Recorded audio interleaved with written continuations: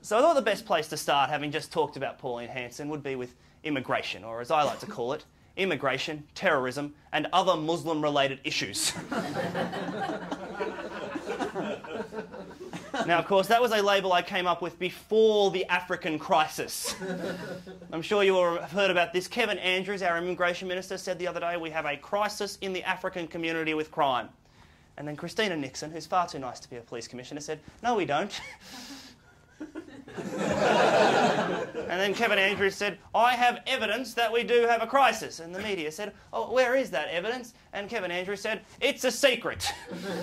Apparently after that, he then said, and I'm not telling you because you're not the boss of me. And then went off to play in his sandpit, filled with white sand, of course. But back to terrorism. I take terrorism very seriously because I recently moved to Brunswick.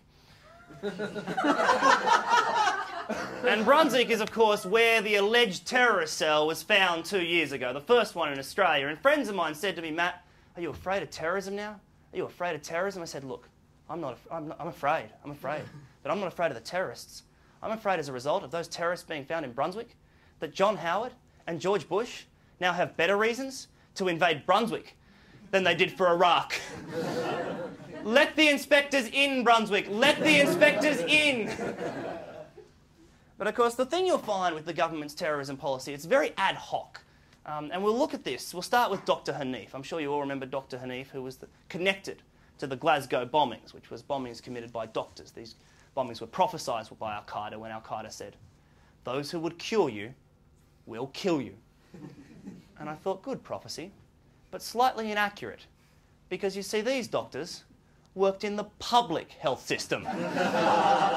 Which means the prophecy should actually have been, those who would accidentally kill you will now try to do so on purpose. And try being the operative word, because these guys ram-raided an airport drop-off point, succeeding in hurting only themselves, bearing in mind they'd left behind suicide notes which they outlived.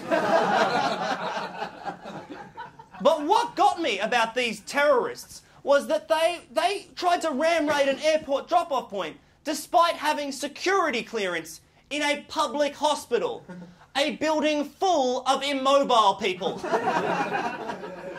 You know, them ram-raiding an airport would be like a team of terrorist pilots commandeering a taxi cab to ram-raid a train station.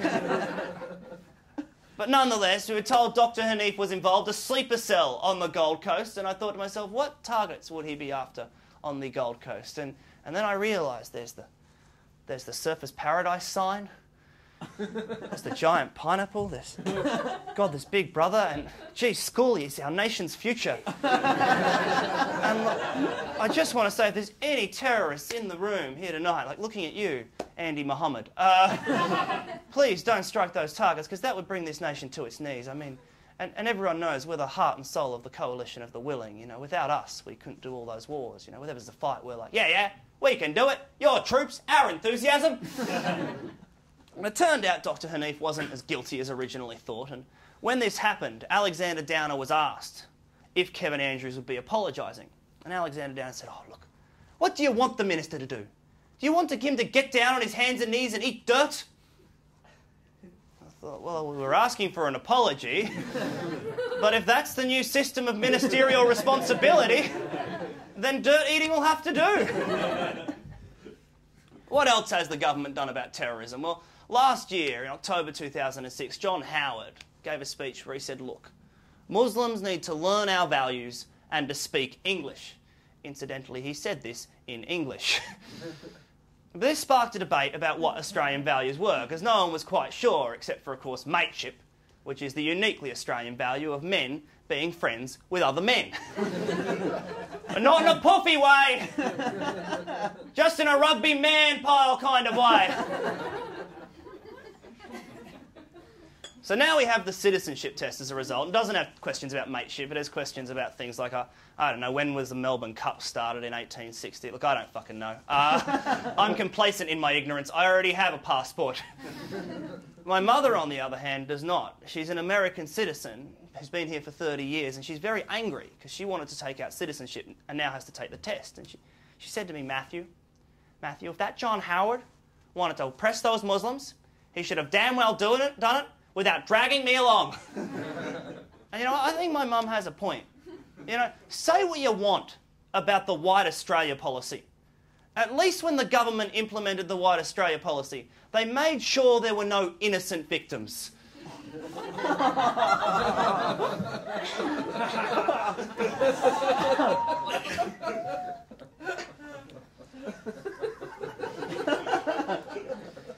But the Minister for Citizenship, one big laugh would be great, but the 3-minute giggle is fine as well. Whichever you'd like. We will be here for hours, though. The Minister for Citizenship, who I'm sure is a man that works all day long, very hard, Andrew Robb, said that the reason we need this test is in the context of the global war on terrorism. And I remember thinking, wow, that's your plan now, the citizenship test. I mean, better than the fridge magnet, but this new plan, to fight terrorism, a test which, if the prospective terrorist fails, they will be denied the right to vote and thus change the government by non-violent means. Fucking genius.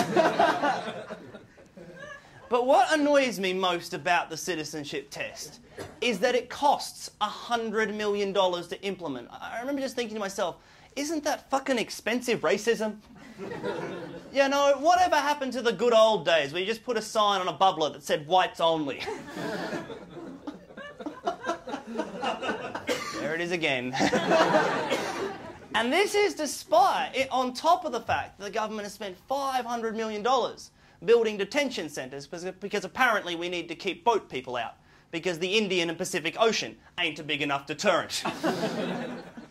So the principles that are going to inform my immigration policy are basically the same as the government's. I'm just going to do it simpler and cheaper. And so let us deliver the Solutions Not Slogans Party's immigration policy. My friends, many years ago, John Howard said, we will decide who comes to this country and the means by which they will come.